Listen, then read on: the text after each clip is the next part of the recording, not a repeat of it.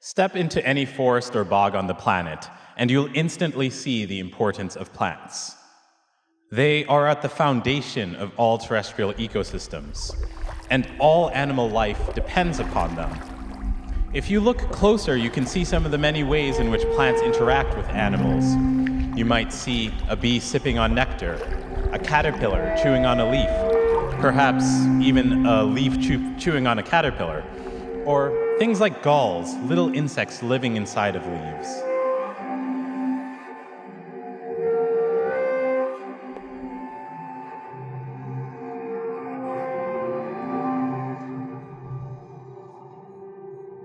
Symbioses.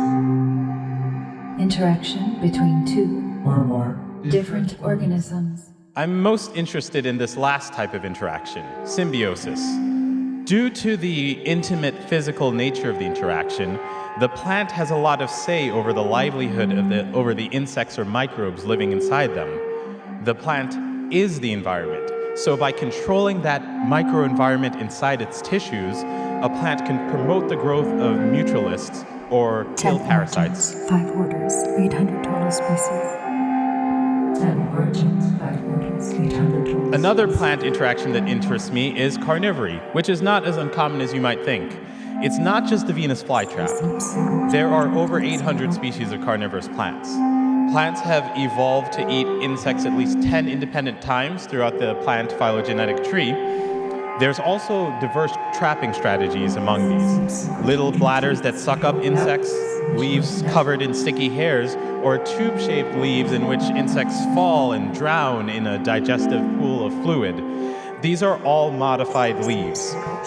There are multiple origins of pitcher plants in particular, and I've mostly studied the tropical pitcher plant genus Nepenthes, which not only eat insects but have symbionts living inside them as well.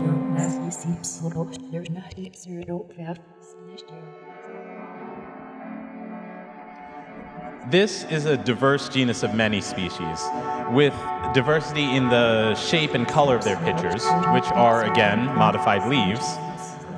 This pitcher diversity across species can be linked to different ecological strategies. For instance, this species uses a ring of white hairs to attract termites.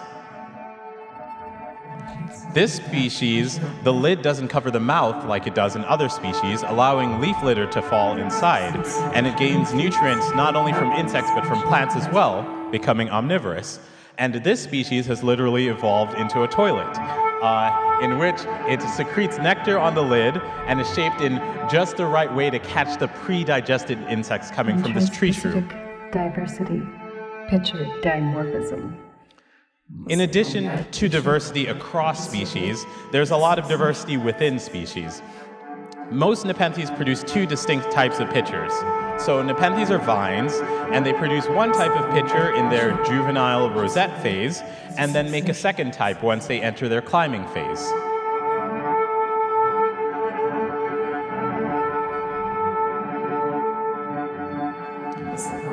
Individual species can vary in pitcher color as well.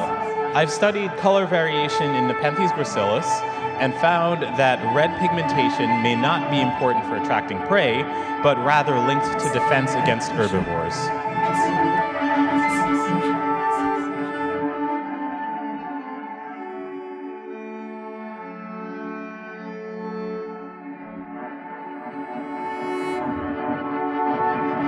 My grad student Sylvie aims to understand the role of red pigments in the unrelated American pitcher plants. Sylvie took Lisa to the field, took many of these photos, and really helped inspire this music. Across species. Pitchers not only vary in how they look, but also in their physiology. I've discovered that different Nepenthes species can acidify their digestive fluid to different degrees, with some species being only moderately acidic at pH 5 or 6, and others reaching extremes as low as pH 2 or even lower in some cases.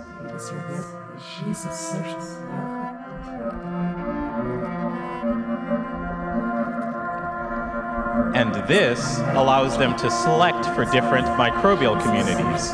So different host species of pitcher plant create different pH levels, which then leads to different microbes living inside, even coming from the same starting point with all else being equal.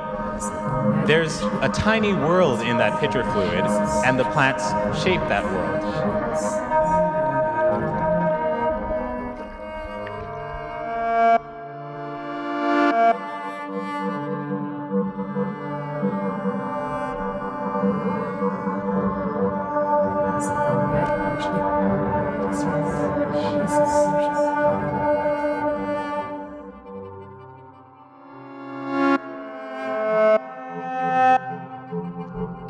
Because a pitcher is just a modified leaf, I'm curious whether normal leaves can also control pH levels on their leaf surfaces.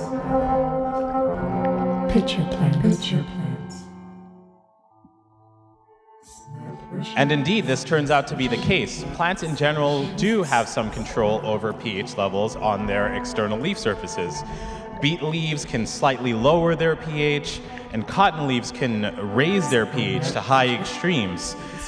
All around us, every leaf has the capability to alter pH and thus shape their own tiny worlds. An understanding of how plants shape these worlds by regulating pH has implications for protecting crops from pathogens and acid rain. However, above all, I'm really just fascinated by these systems, and I just really want to explore and dive further into these tiny worlds.